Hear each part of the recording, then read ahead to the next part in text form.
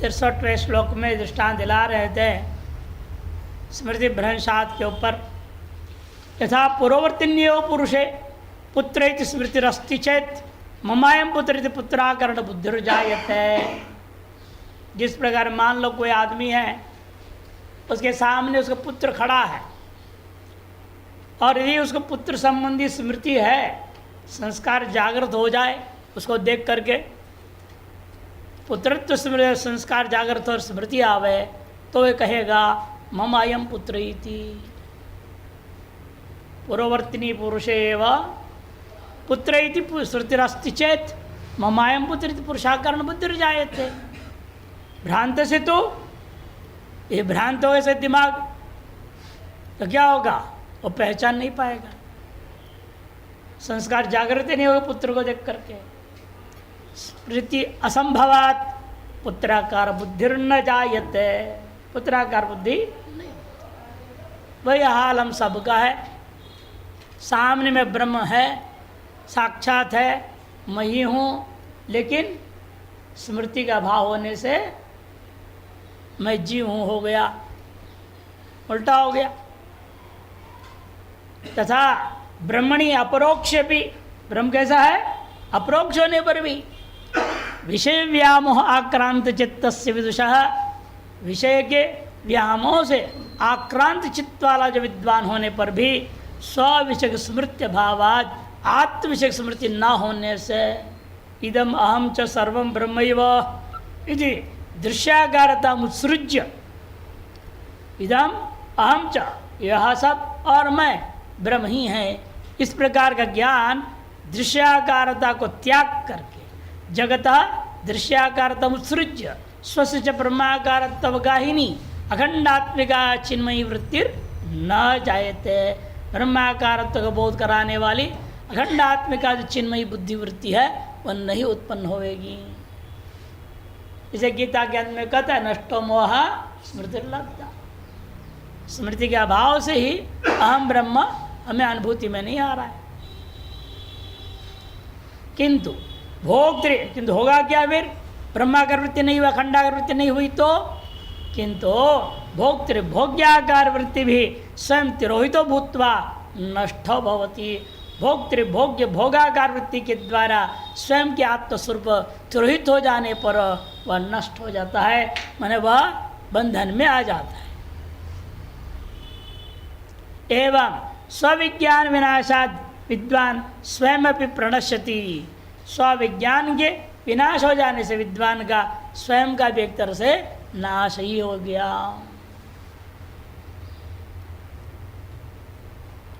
प्रकर्षेण नश्यति इति प्रणश्यति, प्रकट रूपेण नाश होने का नाम प्रणश्यति। संसार कारागार पतितत्वात् कदाचित विमुक्ति न प्राप्त होती। संसार रूपी कारागार में यह गिरा हुआ है, अतएव यह कभी मुक्त हो नहीं पाएगा। कदाचित मुक्ति न प्राप्त होती। उसी प्रकार जैसे विषम पिबत अमृतम विव असन्मार्ग प्रविष्टस्य सद्गति न संभवती। जहर पीता हुआ व्यक्ति हम अमर हो जाएं, कैसे कल्पना करेगा, हो ही नहीं सकता। मेवा असन मार्ग में चलता हुआ व्यक्ति वह सद्गति को कैसे प्राप्त करेगा, नहीं प्राप्त कर सकता। तो विषयाणाम अवकाश मदत्वा, इसे विषयों को आप बिल्कुल अवकाश मत दीजिए अपने अंदर घुसने को। ये घुसपैठिए हैं, ये अंदर घुसेंगे, अशांति पैदा करेंगे, इसको अंदर घुसने नहीं देना है।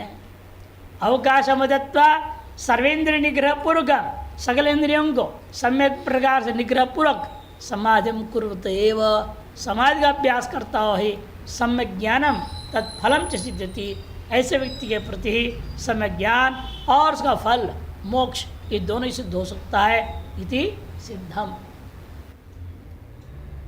टिप्पण क्रोधात् भवति सम्मोह इत्यनेन प्रथमोपादेन अशौचम ज्ञाप्यते। प्रथम पाद के द्वारा अशुद्धता मलिनता का बोध हो रहा है। नियम के विरुद्ध में, नियम क्या है, शौच, और नियम के विरुद्ध है अशौच। आपका अंतरण जितना मलिन होगा उतना ही क्रोध आदि उत्पन्न होते रहेंगे। क्रोधात भवति सम्मोह का ज्ञापन हुआ कि अशुद्ध है अंतःकरण। सम्मोह स्मृति विभ्रम इत्यनेन पादेन द्वितीय पादेन, दीर्घ नहीं होना चाहिए, संतोष तप स्वाध्याय नाम अभाव, वो आगे आगे भाव आ गया ना, इसलिए दीर्घ नहीं होना। द्वितीय पाद के द्वारा संतोष तप स्वाध्याय, ये जो तीन है आपका बाकी नियम का, उन तीनों के अभाव ज्ञापन हो गया। स्मृति विभ्रम हो गया तो मतलब अब आपको संतोष नहीं हो सकता, जो है उसके भी अभाव में स्मृति नष्ट हो गया। मतलब जो कोई चीज़ आपके पास है तो आपको जो है उसकी विस्मृति हो गई, तो ढूंढते और नहीं मिलेगी, नहीं मिलेगी, संतोष कैसे रहेगा? आदमी तनाव में आ जाएगा, बल्कि परेशान हो जाए, कहाँ रखा नहीं मिल रहा, नहीं मिल रहा। संतोष तो हो नहीं सकता स्मृति विभ्रम होने के बाद, और तप भी नहीं कर पाएगा। भाई तप कब करेगा? व्यक्ति की स्मृति सम्यक रहेगा। आप कोई अनुष्ठान करते हैं, व्रत करते हैं, तभी हो पाएगा ना। आज एकादशी है, स्मृति नहीं रहेगी तो क्या होगा? हलवा पूड़ी खा जाएगा। स्मृति रहेगा तब ना आपके व्रत सम्यक होगा, ये तपस्या हो पाएगी। स्मृति होना बहुत जरूरी है तप के लिए। एवं स्वाध्याय भी, और कल का पढ़ा आज भूल गया, आज का पढ़ा कल भूल जाएगा तो कैसे पढ़ेगा वो? स्वाध्याय कैसे करेगा?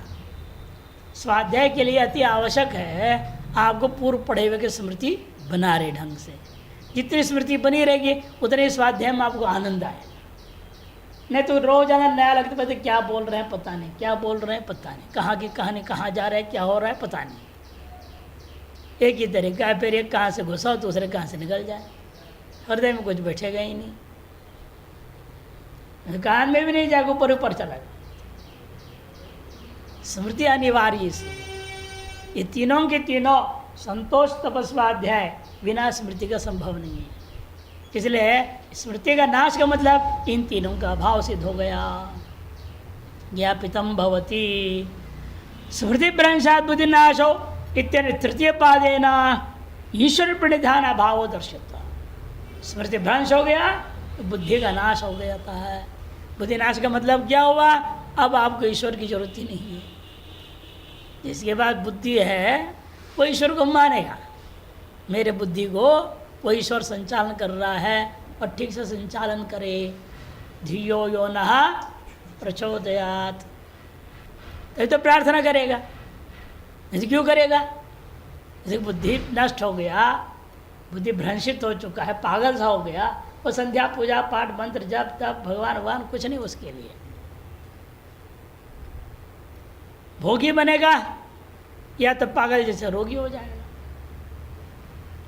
इसलिए कहते हैं बुद्धि नाशात प्रणश्यति से, और अंतिम पद क्या था? बुद्धि नाशात प्रणश्यति, और बोध करा रहा है सर्वथा नाश हो गया। सर्वथा नाश हो बोध्यते इत्तम नियम व्यतिरेक मुखेन सूचितम, नियमों को भी व्यतिरेक मुख से यहाँ इस श्लोक से सूचित किया। अतः दो श्लोक यम और नियम के अभाव को दर्शाता है। जो इस व्यक्ति के इंद्रियां और मन निग्रह नहीं है उसके हाल हो जाता है।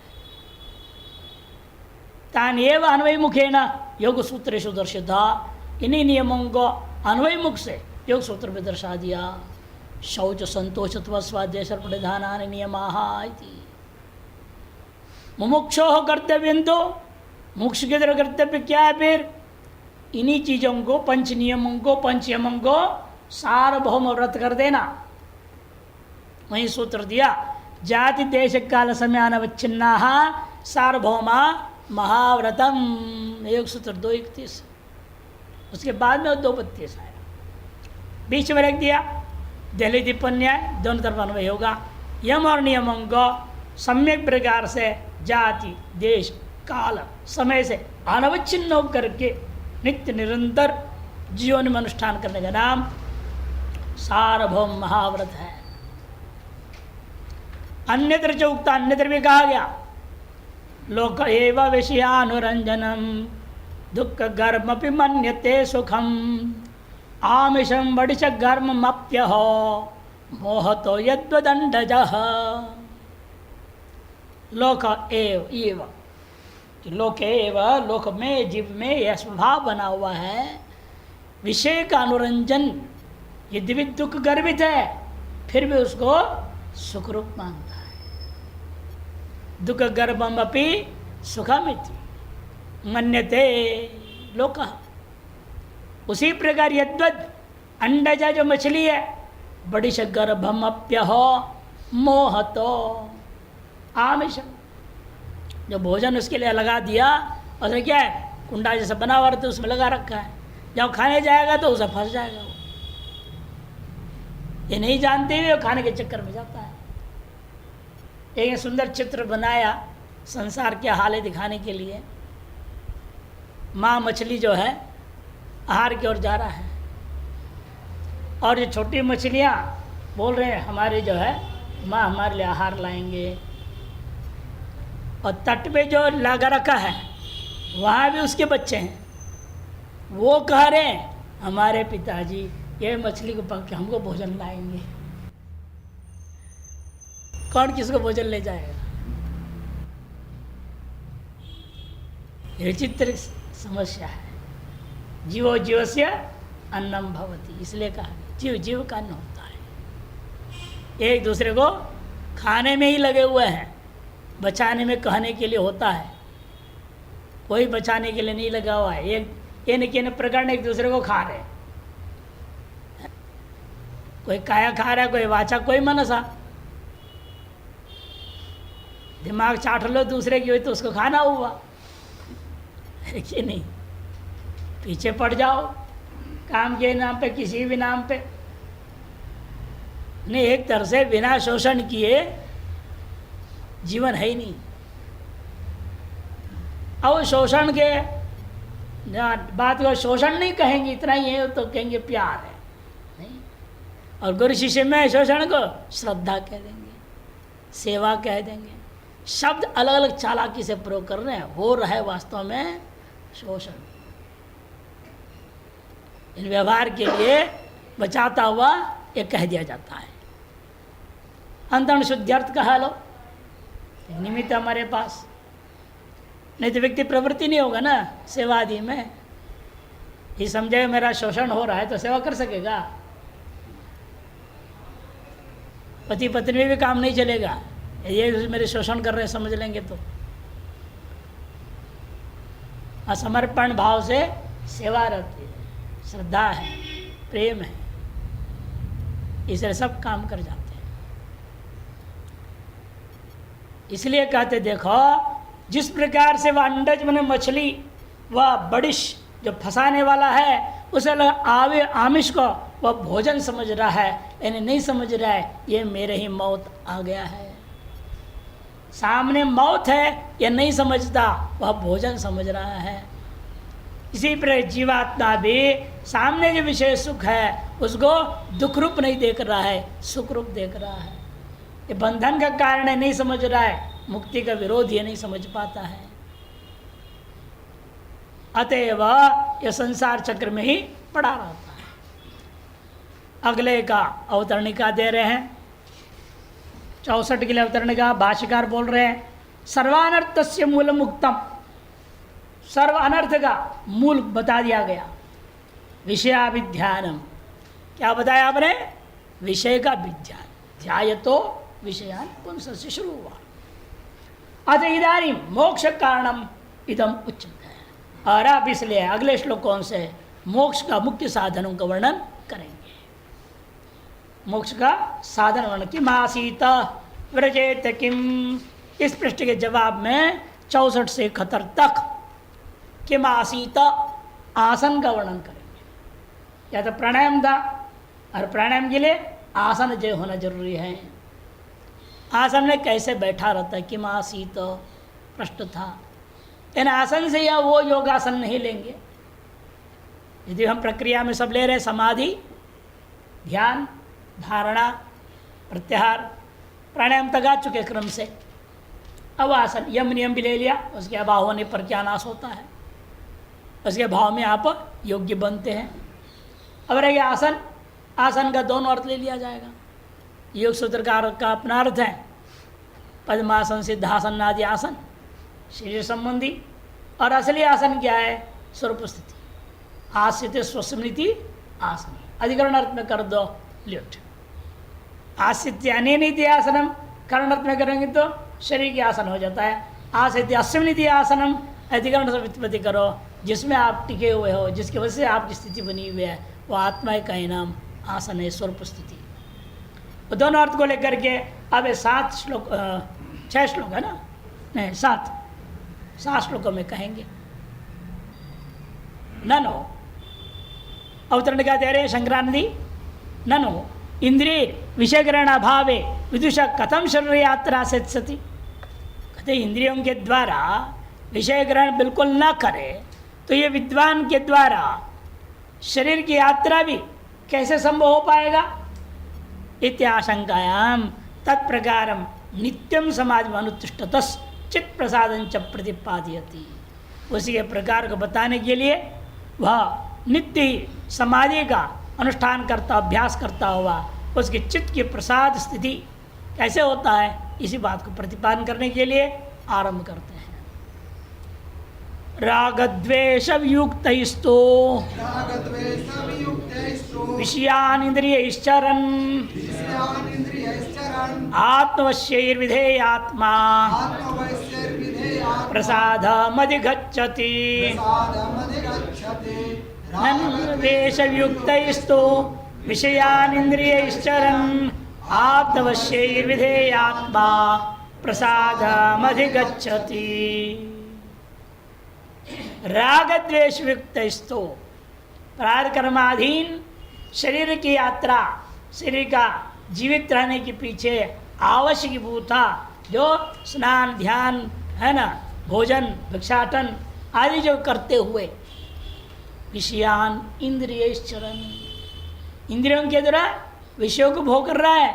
इन किन विषयों को करता है, उतनी ही जो प्रारब्ध कर्मानुसारेण प्राप्त हो रहा है, और शरीर की यात्रा आवश्यक जितनी उतनी ही करेगा। वह भी राग द्वेष युक्त ही, राग और द्वेष रहित होकर के। कोई बासी भोजन दे दिया पर भिक्षा में क्या दे दिया, हल्ला मचा दोगे क्या। बढ़िया भोजन दे दिया, हाँ 2 बार आशीर्वाद देंगे डबल नहीं, ऐसे होना ये राग द्वेष युक्त हो जाएगा। बासी दे जब बढ़िया दे, आपकी अपनी बुद्धि समत्व बुद्धि होनी चाहिए। बासी मिला तो समझो आज प्रारब्ध में यही था, और अच्छा मिला तो आज प्रारब्ध में यही था। दोनों में एक ही जवाब होनी चाहिए, अंदर से प्रारब्ध में यही था। इस प्रकार से राग द्वेष युक्त होकर करते प्रारब्धाधीन होकर यत्किंचित जो विषय भोग क्या प्राप्ति होती है, आवश्यक हो जाता है शरीर की यात्रा के लिए, उतना करते हुए चरण आत्मवश्येर विधेयात्मा, आत्मनो वश्यानि वशीभूतानि, अपने अधीन कर लिया गया है सारे इंद्रियों को, और विधेयात्मा इच्छा पूर्वक जो है आत्मा मन अंतकरण का विधान कर देता है। यह जो सो उपासाधम अधिगच्छति, ऐसे जो जीवात्मा है वो निश्चित रूपेण प्रसाद को, सुख को, परम शांति को, परम आनंद को प्राप्त कर लेता है। राग द्वेष युक्त, रागश्च द्वेषश्च राग द्वेषौ तत्पुरुषरा ही इंद्रियाणाम प्रवृत्ति स्वाभाविकी। राग और द्वेष ये 2 चीज़ ऐसे हैं, इनके पूर्व रहते हुए ही स्वाभाविक ही जो इंद्रियों की प्रवृत्ति है वह इनसे युक्त होकर के हुआ करता है। लेकिन तत्र यो मुमुक्षु, इस विषय में जो मुमुक्षु होता है वह सा ताभ्याम युक्त ही श्रोत्रादिन्द्रिय विषयान वर्जनीयान अवर्जनीयांश चरण, उनसे युक्त होकर के ये जो मुमुक्षु है श्रोत्रादि इंद्रियों के द्वारा युक्त ही इंद्रिय ही विषयान चरण, राग द्वेष रहित इंद्रियों के द्वारा विषयों को, कौन से विषयों को, अवर्जनीय न्यूनतम जो शरीर की यात्रा के लिए अति आवश्यक जितना उतना, जिनको मना करने से नुकसान होएगा। एक महात्मा थे, बड़े संकोची थे, बोलते नहीं थे मुझे चाहिए, भूख लगी है, कभी नहीं। एक बार कहीं यात्रा करके पहुंचे किसी आश्रम में, बहुत तेज भूख लगी थी, लेकिन क्या करें, पहुंचने के बाद अपने स्वभाव से उन्हें पूछा, स्वामी जी आप कुछ खाएंगे पिएंगे? नहीं नहीं नहीं, हो गया, संकोचित थे। अब वो स्वभाव से उन्होंने अपने भूख को छिपाया। नतीजा क्या हुआ? नहीं, घंटे पर बेहोश हो गए। अभी अच्छा थी कि पड़ोस में एक दूसरा महात्मा, तो उसने कोई संत आया, चलो बात देखते हैं, दर्शन करते हैं। वो अपनी जब तब कर रहा था, निपट के आया और देख रहे थे बेहोश पड़े हुए हैं। अरे क्या हो गया? फिर तुरंत तो उसने गया, कोठारी को बुलाया। ओमकारेश्वर की घटना है। फिर जो है उनको बोलो भाई पानी वानी छिटक दी, और देखा तो होश आया धीरे धीरे। अरे महात्मा जी क्या हुआ? अब इशारा कर रहे, अरे पहले बोलती जब पूछा था, संकोच मना क्यों किए? अरे शरीर की जिंदा रहने के लिए जरूरत है, मांग लो ना, क्या फर्क पड़ रहा? महात्मा हो गए, संकोच कर रहे। फिर तुरंत उनको ग्लूकोज पानी पिलाया, नींबू पानी पिलाया, फटाई तरीके से रोटी पाटी बना दी, उसको खिला दिया। तब कहले आज बच गया।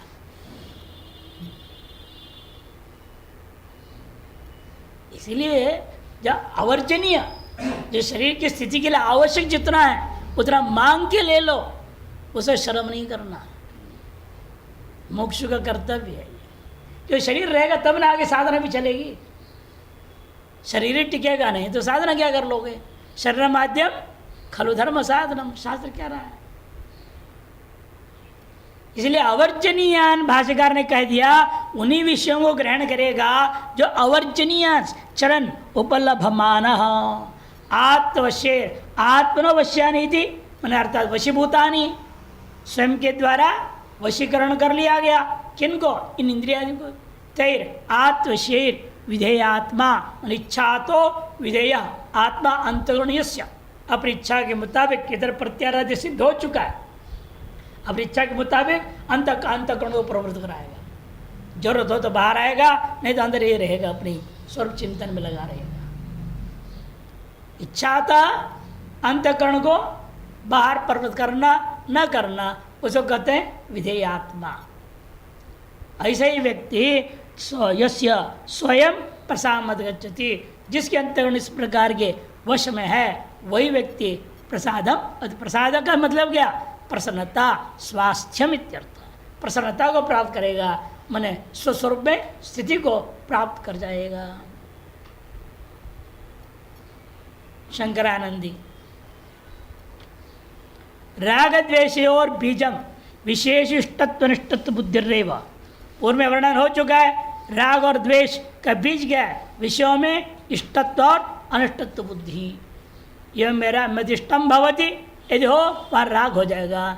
इदम मदनिष्टम भवति, उस विषय में आपके पर अंदर द्वेष हो जाएगा। दोष दर्शनेन तस्याम परित्यक्तायाम, दोष दर्शन करके आप यदि इसको त्याग देते हैं, राग द्वेष को त्याग देते हैं, तो इंद्रियाणि राग द्वेष युक्तानि भवन्ति, तब इंद्रियां राग द्वेष युक्त हो जाएंगे। तही राग द्वेष युक्त ही, इस प्रकार से राग द्वेष से रहित उन इंद्रियों के द्वारा विशेषो असत्व तुच्छत्व बंधकत्व बुद्धिया, विषय को जब ग्रहण भी कर रहा है तब भी तीन चीज रहेगी उसके दिमाग में। भिक्षा हाथ में ले लिया है, खा रहा है, खाएगा या खा रहा है मान लो, तो बुद्धि में क्या रहेगी? तीन चीज रहेगी। यह वास्तव में है ही नहीं। असत्व बुद्धि रहेगी और तुच्छत्व बुद्धि रहेगी। क्षुद्र है, मजबूरी है, नहीं खाएंगे शरीर नहीं रहेगा, स्वाध्याय नहीं होगा, भजन नहीं होगा, इस तरह से मजबूरन खा रहा है वो, तुच्छत्व बुद्धि रहेगी। और ये भी जानता है यदि थोड़ा सा भी इसमें आसक्ति किया, ये मेरे लिए बंधन का कारण बन जाएगा। बंधकत्व बुद्धि रहती है उसके अंदर। जिन विषयों को प्रारब्ध की वजह से शरीर की यात्रा के लिए उपभोग करना पड़ता है, तो भी उसमें भी तीन चीज की बुद्धि असत्य बुद्धि, तुच्छत्व बुद्धि, बंधगत बुद्धिया राग द्वेषाभ्याम वियोजित इंद्रिय, राग और द्वेष रहित वियोजित इंद्रियों के द्वारा उन विषयों में वह भोग करता है। ततएव ऐसे करने से ही आत्मवश्य ही, इसे इंद्रिया स्वाज्ञाधीन हो गए, समझ लो। आत्मवश्य, आत्मन मैंने स्वस्य वश्य ही, संकोच व्याकोच और वशवर्ती भी, इसको संकोच करना या व्याकोच करना, मैंने अंतर्मुख बनाए रखना, बहिर्मुख बनाए रखना, अपने मर्जी से करता है वो। ये प्रत्याहार का परिपक्व अवस्था होता है, अपनी मर्जी से इंद्रियों का प्रयोग करना। चाहो तो सुनूंगा, नहीं तो नहीं सुनूंगा, चाहो तो देखूंगा, नहीं तो नहीं देखूंगा। आंख खुला रहेगा लेकिन नहीं देख रहा है, कान खुला है लेकिन नहीं सुन रहा है। इसी बार कई बार ऐसे हो भी जाए तो स्थिति, लोग पूछते हैं आप सुन रहे हैं ना, समझ रहे हैं ना, ये कहना पड़ता है कि लगता है सुन ही नहीं रहे हैं। एक तो होता है नींद से आ रही इसलिए नहीं सुन रहे, बात अलग है। जागरूक बैठे हुए फिर भी ऐसा दिख रहा है, चेहरा से मालूम हो रहा है, तो समझना पड़ता है इसको सुन नहीं रहा है, समझ नहीं रहा है, या तो सुन ही नहीं रहा है या सुनकर भी समझ नहीं रहा है। इसलिए कहते हैं कि वह अपने वश में इतना इंद्रियों को संकोच करना या व्याकोच करना, उसके वशवर्ती भी प्रसन्न इंद्रिय ही। अति इंद्रिय कैसा, इसलिए अत्यंत विशुद्ध इंद्रिय, विषयान अन्न रसाधीन अनिषिद्धान, उन्हीं विषयों को, कौन से विषय कह दिया, अन्न रसादियों को, मैंने भिक्षा पाएगा, ज़्यादा अन्य विषयों को भोगने में नहीं जाता, और अन्नों को वो ही लेगा, वो उनमें भी जो अनिषिद्धान, निषिद्ध नहीं है, वही भिक्षा में लेगा। जहाँ देखिए प्याज लहसुन की तड़का वाला है वो नहीं खाएगा, भिक्षा में नहीं लेगा। यदि अनादर नहीं करना चाहिए, भिक्षा नियम पालन करेगा तो ले लेगा, उन्हें ले जाकर उधर कहीं गाय वाय को खिला देगा, नहीं खाएगा उसमें। और एक काशन भिक्षा करने चला गया, मिल गया बढ़िया बढ़िया लड्डू, बेसन के लड्डू, तो खाएगा वो, या तो कल के लिए रख लेगा, नहीं तो किसी को दे देगा। जो कल की चिंता नहीं करते हैं वो साधु कल के लिए नहीं रखेंगे उस लड्डू, किसी और को दे देंगे, जिसकी एकादशी व्रत नहीं उसको दे देंगे, कल भाग्य में होगा तो मिल जाएगा दोबारा।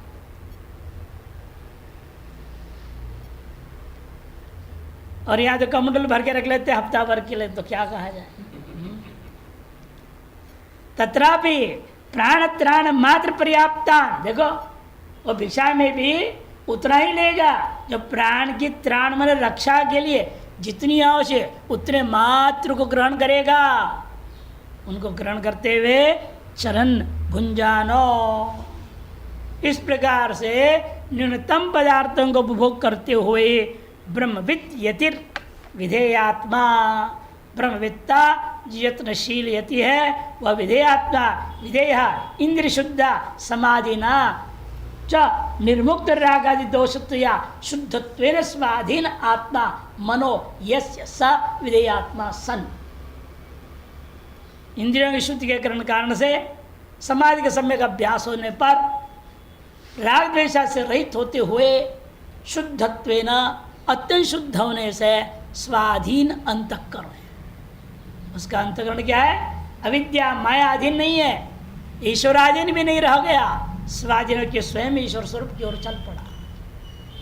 स्वाधीन आत्मा, आत्मा ने मनो अंतःकरणम यस्य स, उस साधक यति मुमुक्षु ब्रह्मित का नाम विधेयात्मा।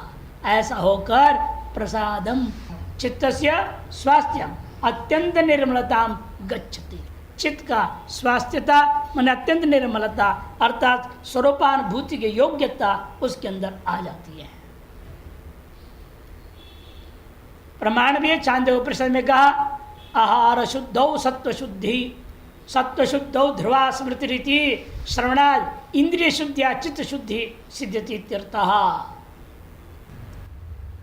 आहार शुद्धौ सत्व शुद्धि, आहार शुद्ध से क्या लिया, केवल भोजन नहीं, आह्रियंत शब्दादि, जो इंद्रियों के द्वारा शब्द रूप रसगंध स्पर्श जो ग्रहण कर रहे हैं, इन सब का नाम आहार है, केवल रोटी का नाम नहीं जो भोजन कर रहे हैं। किंतु सर्वेंद्रिय विषयों को आहार शब्द से कहा गया। अर्थात सर्वेंद्रियों के द्वारा विशुद्ध विषय को ग्रहण कर रहे हैं आप, सात्विक विषय को ग्रहण करते हैं आप, राशि तामसिक परित्याग कर देते हैं। ऐसे जब हो तब सत्व शुद्धि, तब आपके अंतःकरण में भी शुद्धि आ जाएगी। मलिनता को पैदा करने वाले राजस और तामस विषय जब अंदर घुसेंगे ही नहीं, अंतःकरण शुद्ध हो ही जाएगा।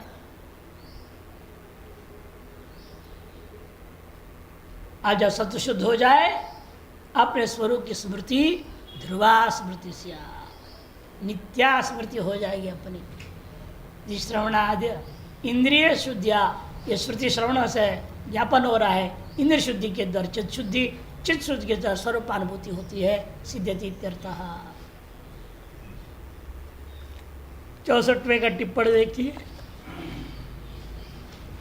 प्राणायामेन ईश्वर प्रणिधानेन वा, पूर्वोक्त किया है, दो विकल्प दिया था, प्राणायाम अथवा ईश्वर प्रणिधान। जब प्राणायाम करने योग्य नहीं है तो ईश्वर प्रणिधान के द्वारा वा, या कश्चित इंद्रिय वांछति, जो कोई भी इंद्रिय विजय को प्राप्त करना चाहता है, तस्य तदर्थ प्रथमम आसनजम कर्तव्यम, वह उस प्रयोजन की सिद्धि के लिए वह व्यक्ति के द्वारा निश्चित रूप सबसे पहले आसन पर विजय पाना पड़ेगा।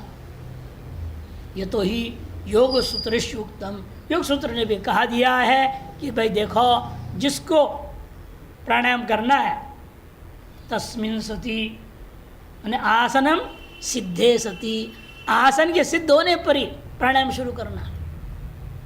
यहाँ तो ऐसा नहीं, आजकल तो जो है साथ साथ सिखाना शुरू करते। आज पहले बार आया विद्यार्थी, पहले कुछ योगा किया है नहीं किया, कुछ नहीं जानता, उसको सीधे आसन सिखा दिया, साथ में प्राणायाम और दोपहर के बाद ध्यान धारणा और सब सिखा देंगे एक ही दिन में, अष्टांग योग पूरा। और क्या हमारे यहाँ इतना पैकेज है? नहीं, पैकेज सवेरे 4 बजे उठाया जाएगा, रात्रि 10 बजे तक रगड़ा दिया जाएगा, पूरे अष्टांगों के एक दिन में। और ऐसे 200 घंटा, 200 घंटा, आजकल तो घंटों का कोर्स 200 घंटे, और प्रतिदिन को इतना घंटा आपको लगा दिए हैं तो उतने घंटा इससे चलो, उतने 200 घंटा कितने दिन में पूरा होगा? उतने दिन में आपका कोर्स पूरा होगा।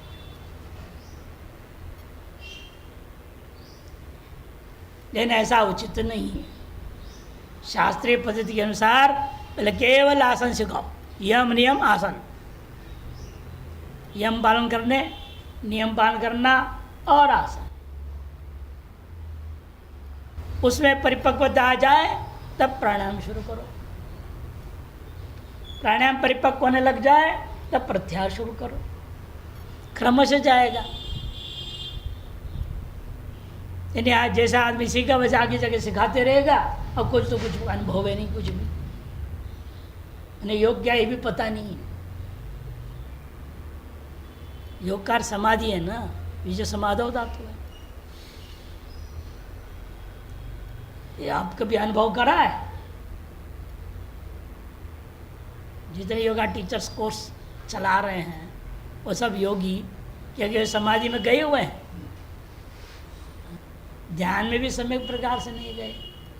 वो भी ध्यातो विषयान पुंसः, कितने विद्यार्थी हैं, कितने डॉलर बचेगा ये देख रहे हैं। इसलिए ये बहुत जरूरी है आसन सिद्धि, अर्थात आसन जैसे कहा गया है। अतएव आसन शब्द से तात्पर्यार्थम 8 श्लोक है, 8 श्लोक। इसलिए आसन शब्द के तात्पर्यार्थ को ही बताना चाहेंगे सीधे ही, 8 श्लोकों के द्वारा बता रहे हैं, 64 से 61, 72वां समाप्ति पे। निरूप्यते किम आसीत व्रजेत किम, इसी प्रश्न के जवाब इति चतुर्थ प्रश्न से उत्तर व्याजेन, उत्तर के बहाने से ये बात बताया जा रहा है।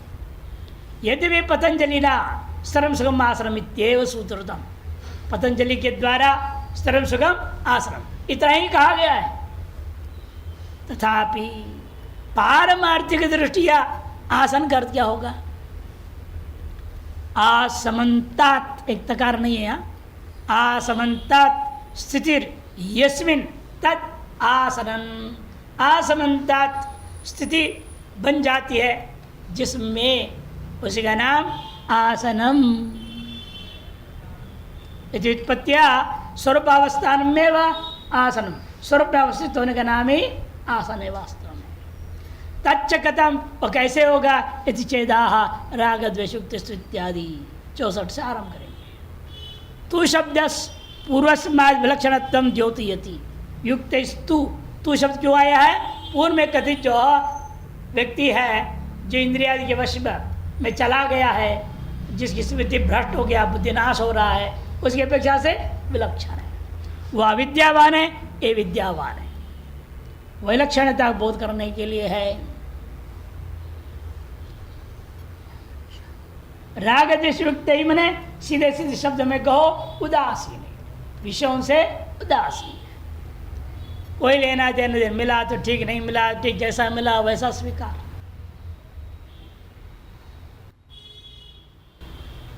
उदासीन इत्यर्थ विषयान इंद्रियश्चर नित्यस्य सर्वैर अवर्जनीयान विषयान अर्थात अन्नपानादीन देह स्थिति कारणभूतान एव इति व्याख्यातम। सभी टीकाकार इसलिए यहाँ विषयों को भोग करते हुए अर्थ का है नहीं कि जो आ जाए जो मिल जाए सबका भोग कर दो इंद्रियों के द्वारा, ऐसा नहीं। इंद्रियों के द्वारा, सकल इंद्रियों के द्वारा अवर्जनीय अर्थात विषय कौन, अन्नपानादि जो देह स्थिति के कारणभूता जितना उतने मात्र को ग्रहण करना। तच्च वह भी श्रुति अनुसार भी कहा, आहार शुद्धौ सत्व शुद्धि, सत्व शुद्धौ ध्रुवा स्मृति, स्मृति लंबे सर्वग्रंथि न विप्रमोक्ष। यह है छांदोपनिषद 7:26-2, 8वां नहीं, 7:26-2, 7:26-2 का है।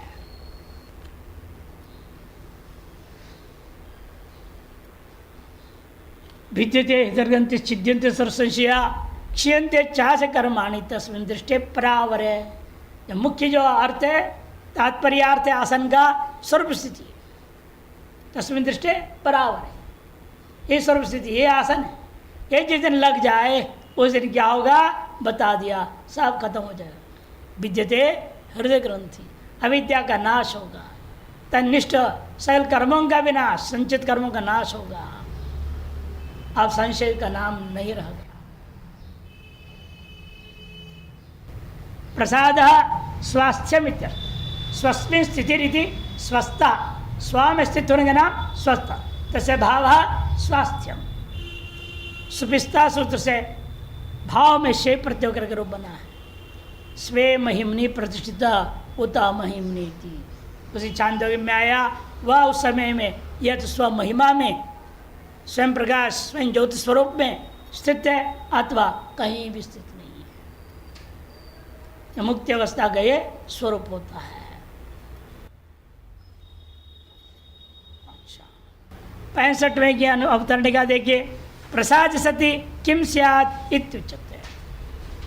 ये प्रसाद हो जाए, प्रसन्नता स्थिति पहुंच जाए तो स्वरूप स्थिति में पहुंचने पर हो जो है क्या होगा, इसके लिए इतना मेहनत क्यों करें हम, ऐसे पूछने पर उसका जवाब 65वें श्लोक में देंगे। नित्यम समाधि निष्ठया च इंद्रियाणाम मनसश्च शुद्धि लक्षणम प्रसादम संपादितवतो विशिष्ट सिद्धे फलम्बाह। नित्य समाधि निष्ठा के द्वारा इंद्रियों को, मन को, सबको शुद्धि रूपा प्रसाद को प्राप्त कर लिया, संपादन कर लिया जिस व्यक्ति ने, ऐसे विद्वान के लिए तत्सिद्धि का फल क्या मिलता है वो फल बताने के लिए आरंभ करते हैं।